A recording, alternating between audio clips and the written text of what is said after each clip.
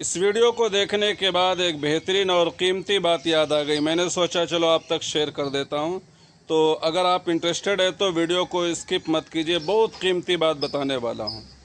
आपने इब्राहिम बिन अदहम रहमतुल्लाह अलैह का नाम सुना होगा, जो बहुत बड़े बादशाह थे और उनका आलीशान महल था, और आलीशान महल में वो आराम कर रहे थे।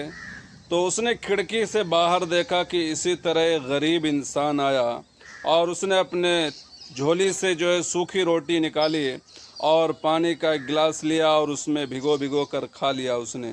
और खाने के बाद जैसे ही उसने थोड़ी देर के लिए जो है आराम करने की नीयत से जैसे ही पड़ा तो उसको मीठी नींद आ गई। इब्राहिम बिन अदहम रहमतुल्लाह अलैह ये सारी चीज़ें देख रहे थे।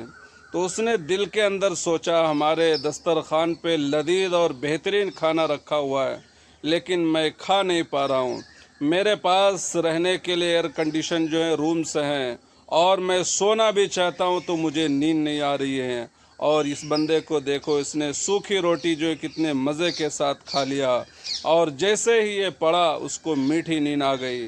तो अब इस महल और इस खाने से हमें क्या फ़ायदा है जो हमें पेट भर के खिला ना सके और सुकून की नींद न दे सके। उसके बाद उसने महल को छोड़ दिया और अल्लाह के राह में निकल गए।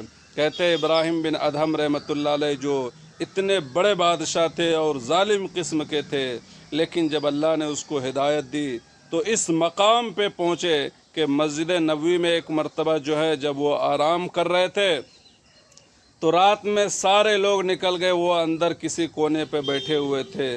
तो अल्लाह के सारे फरिश्ते जो है मस्जिद नबवी में जो है बैठे हुए थे। तो फरिश्तों ने ज़िक्र किया, यहाँ पे कोई इंसान तो नहीं है?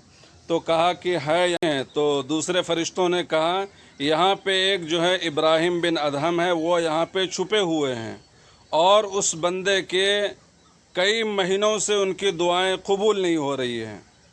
पूछा क्यों दुआ कबूल नहीं हो रही? तो बताया गया कि उसने बाज़ार से एक खजूर लिया था कीमत देकर, लेकिन उस एक खजूर के साथ दूसरा खजूर जो ने चिपटा हुआ था जिसको उसने खा लिया था, और एक के बजाय दो खाने की वजह से वो हराम का ग़िज़ा उनके पेट में गया और उनकी तब से दुआ कबूल नहीं होती है। तो इब्राहिम बिन अदहम रहमतुल्लाह अलैह बेचैन हो गए और जो है उस दुकानदार को तलाश करने के लिए निकल पड़े। ढूंढते रहे, आखिर में जो है उनको मिला और फिर उसने माफ़ी मांगी कि मैंने एक खजूर के बजाय दो खजूर ले लिए थे और आज मैं कीमत अदा करने के लिए आया हूँ, मुझे माफ़ कर दो अल्लाह के लिए। फिर उसने जो है वो कीमत अदा किए। कुछ सालों के बाद जो है जब फिर वो मस्जिद नबी में गए तो यही वाक़या पेश हुआ और कहा कि अब उनकी दुआ कबूल हो रही है। तो मेरा अज़ीज़ भाइयों, बताने का असल मकसद ये है कि हम लोगों को चाहिए कि हमेशा हराम ग़िज़ा से बचें। उससे जो है हमारी दुआएं कबूल नहीं होती हैं और उसका असर जो है हमारे आलो औलाद के ऊपर भी पड़ता है मेरे भाई।